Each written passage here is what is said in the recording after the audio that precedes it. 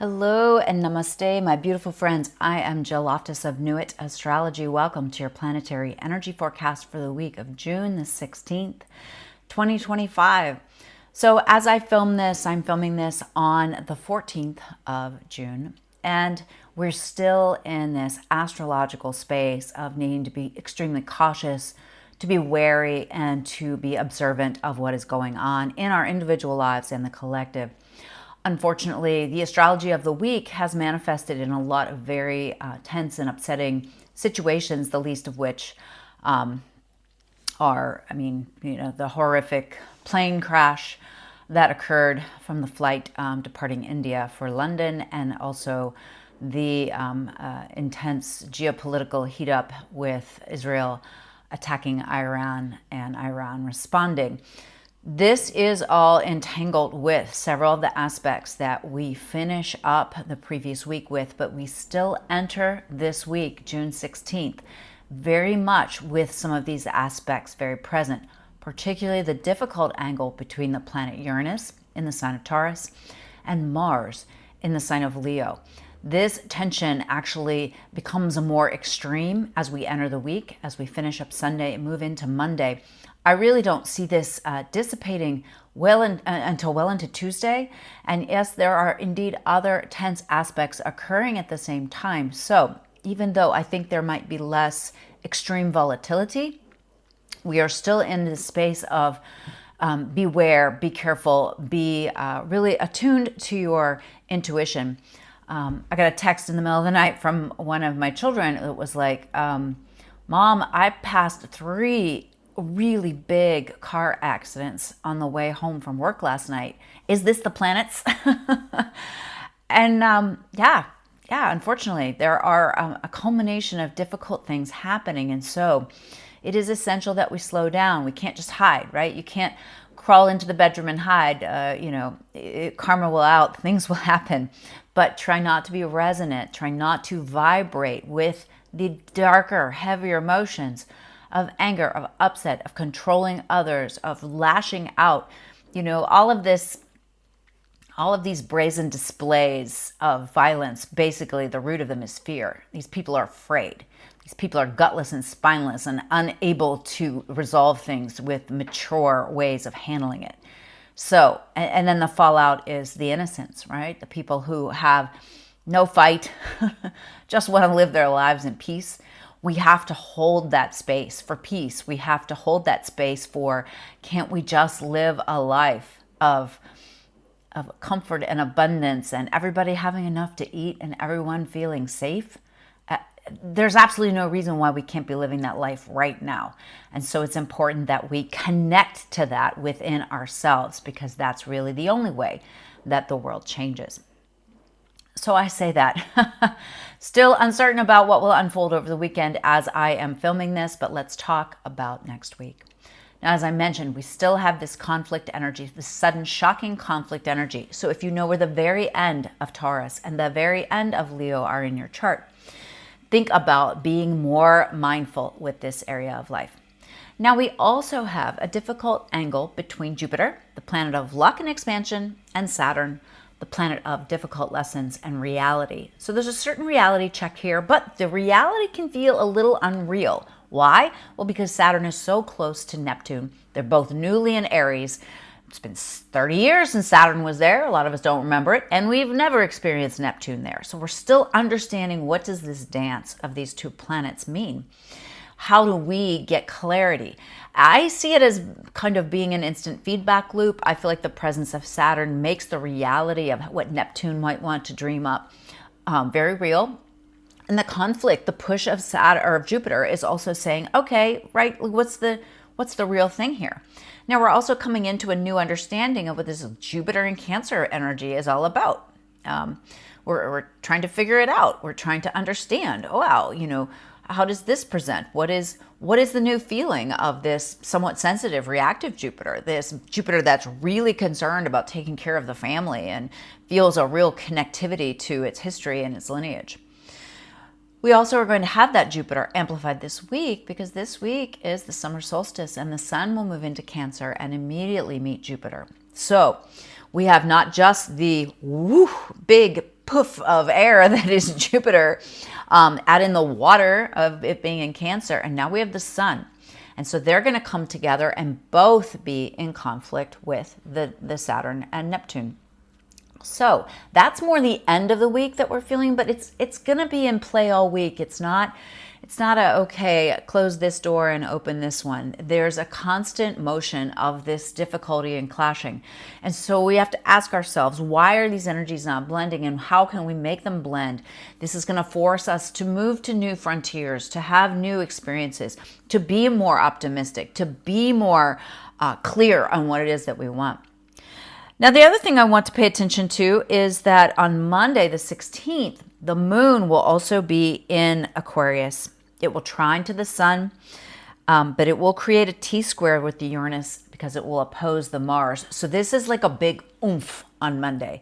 So don't get to Monday morning and think, okay, yeah, the batshit astrology is over. No. Monday requires some handling, all right? In the positive sense, the sun will sextile to Chiron. So those of us doing the work, not that we're better, we just have the good karma to have gotten more of an understanding that some of these difficult things that happen, we're learning from them. The more we can integrate that into the experience, the better off we'll be. Then on the 17th, Mars will go into Virgo. And I feel like this will feel good. Why? Well, because that whole Mars retrograde thing that went back and forth between Cancer and Leo, and it just feels like it was in that sector of our chart forever, stirring the pot, stirring things up, but yet making us feel like we had to redo things, which Mars does not like to redo. So now Mars moves into Virgo, and all of a sudden we have maybe a more discerning eye towards what we need to do. It's going to feel more grounded. It's going to feel less reactive. It's going to feel a little bit more like, okay, one of my favorite Virgo lines, let's spreadsheet this shit. Let's get organized of how we're going to do this. And so understand where Virgo is in your chart, because you're going to feel more motivated. You might have a little bit more discipline and drive to accomplish things. So I'm going to like this. I really like it. Then on the 20th, as we have the summer solstice, the sun moves into the sign of Cancer, what we call the longest day of the year. Symbolically, the light has the power. But beginning the next day, the light begins to dissipate, right? We begin to think about this peak moment. Excellent for fire rituals, even though it's not a full moon. I love it for letting go. It's, putting things into the fire to be transformed. So enjoy that. This is also when Mercury in the sign of Cancer will be flowing beautifully with the North Node in Pisces and also to the South Node in Virgo. So I'm loving this for this whole idea of intuiting, understanding at a deep level where we need to be more inspired, artistic, creative to solve these problems, where it doesn't come from pointing out the things that are wrong. It's not enough just to say no. I used to have a person in my life that was very much like that. I would come with the solution and the only answer was a veto. No, we're not doing that. It's like, okay, so then what are we going to do? Because we have to do something. Oh, nope. It was up to me to always bring the solutions, which of course always got shot down. That doesn't work, okay? That's not useful. That's not helpful. We have to come up with some creative solutions, and I think this week we will see some, especially as we get towards the end of the week. Now, that sun meeting of Jupiter doesn't really happen till close about the 21st, but I still feel like the minute the sun moves into Cancer, it's going to be like, Jupiter, my friend, how's it going? Let's make it big. Wait. There's the old man Saturn giving us the rules, and there's Neptune. It's so foggy in here. I can't see what's going on. All the smoke from the fire is obliterating my vision. I can't see. And so when that happens, again, what's the idea? If you can't see with your eyes, you have to sense. You have to feel, you have to intuit. When those outer senses, when certain things are taken away, we can't just stand helplessly and hopelessly. We have to use all the senses, all of our abilities. It awakens us to some of those. And so I see that towards the end of the week. I'm also loving when the sun and Jupiter get closer together, Mars in Virgo is going to start sending a beautiful sextile to them.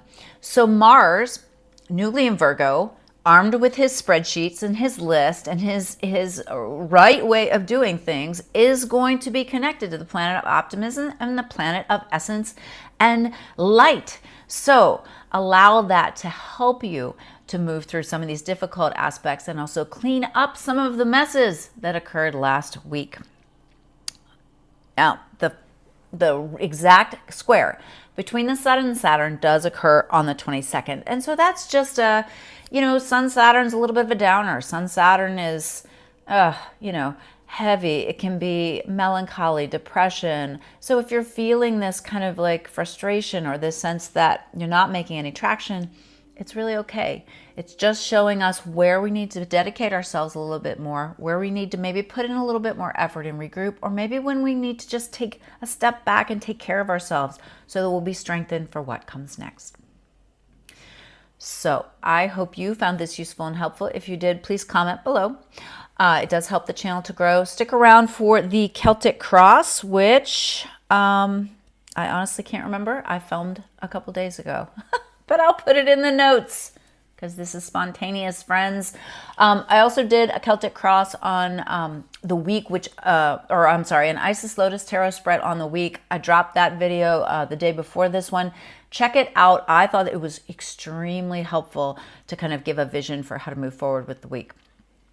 All right, my friends, I hope you are doing well and thriving despite the evolutionary circumstances that we find ourselves in. Be a part of the solution, not part of the problem.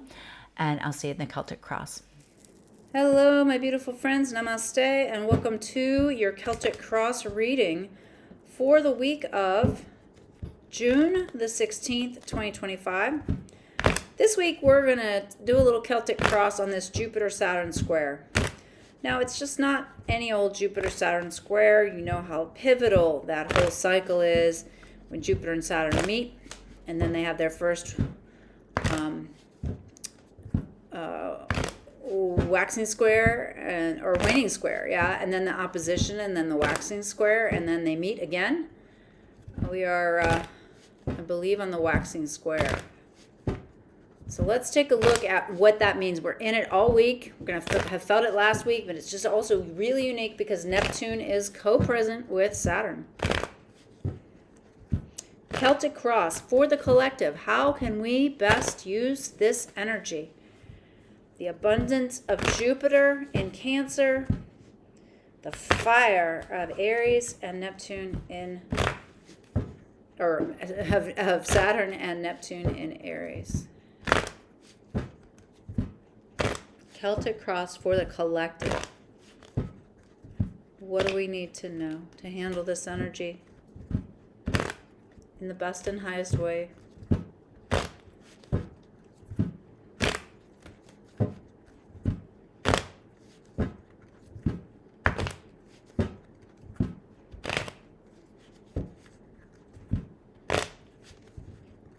A lot of shuffling, my goodness. Okay. Let's see what it has to say. So the first card is us in this situation. So this is you, the Queen of Swords. So there's a certain rationality here. There's a certain amount of just straightforward, clear, concise, clear-headed, clear-minded that we need to be about this situation. And what's crossing is the Hermit. We also need to go deep within ourselves. We have to take our own counsel. We need to spend some time alone in order for the clouds of the mind to clear, in order to access our higher self and our wisdom, okay? Now, in the past, Queen of Wands, we've been much more like do first, think later, okay? Future, Page of Cups. So something about this square will bring forth a new idea, something that really we feel is emotionally fulfilling, exciting, something we think will bring us happiness or joy. Crowning thoughts, Six of Swords. We've got to get to a more calm place, the chaos of the world. It's just all been a lot. We need to think about going towards what we want. Subconsciously, Temperance. We also know we need to not go jump to quick action without thinking things through. We need to be intelligent, smart, wise, balanced, mature, all the temperate and moderate approaches to things. Advice. This is interesting. We've got the Eight of Cups. Those of you who know me well will call this the Tupac Shakur card. There's something we've got to walk away from. It doesn't matter. I know you may have put a lot of effort into, let's say, the business or into the house or into the relationship or into the job. it's done. It's over. The writing is on the wall this week. And so you've got to figure out where you're going. And now this card has come up. I mentioned this, I know I did last week, about it's been coming up for me in my readings with my clients that it's not so much walking away, but walking to something, really going towards something. So it's like, no, this era is over. What's the next one? That's where you need to turn your focus. Outside influence is the Hierophant. So you may need to get some advice. You might need to talk to somebody who you consider to be wise. You might need to consider what have been traditionally the approaches to manage X, Y, or Z. And even though we are moving into a new era with certain things, there are patterns and things like that we need to identify. We need to understand. We need to know what the rules are. We need to work within the framework. So we might need to talk to somebody who can help us. What do we want to happen? 9 of Cups. We want a nice week. Thanks. We want abundance. We want happiness. We want joy. We want this to be Jupiterian, right? Outcome. 9 of Swords. Definitely some worries. There's some stressors this week, okay? So we have to watch, because these can be all the what ifs. Well, what if this? And then what if that? And then, believe me, I'm a what ifer. I'm a card carrying what ifer. I don't like it about myself, but I just have to redirect my mind. I mean, it's just the way the consciousness works, right? It helps us to seek out the problems so that we can prepare for them. But we need to also understand that we can't just sit around and spin on them. We have to be wise. We have to direct the energy the way we want it to go. So not to, it's like worrying is praying for what you don't want to happen. Reader's fan. Now, these cards aren't as strong, but they do suggest a little story. 4 of Cups. Would you trust the universe already, please? Magician. Also, trust yourself. 4 of Wands. Focus on the family. Do make sure that your family, your children, your responsibilities, whether they're furry children, actual children, your parents who act like children, whatever they are that you need to take care of. Take care of the home. And the Star. Continue to do the healing work on yourself. Now, I'm going to go ahead and reshuffle and do this 9 of Swords real quick, a 3 card. Just to get a little bit more of a heads up here, but I feel like this is pretty straightforward. We got to leave something. We got to walk away from something. We might need to figure out how the best way to do that is, and we might need to ask somebody who has more wisdom than we do. We may have to tap into our own and our philosophical self. Say, what would my wise inner hermit do? My inner Hierophant. All right, so what are we worrying about? Maybe if we know what's coming, we can direct it a little bit less or feel less influenced by it.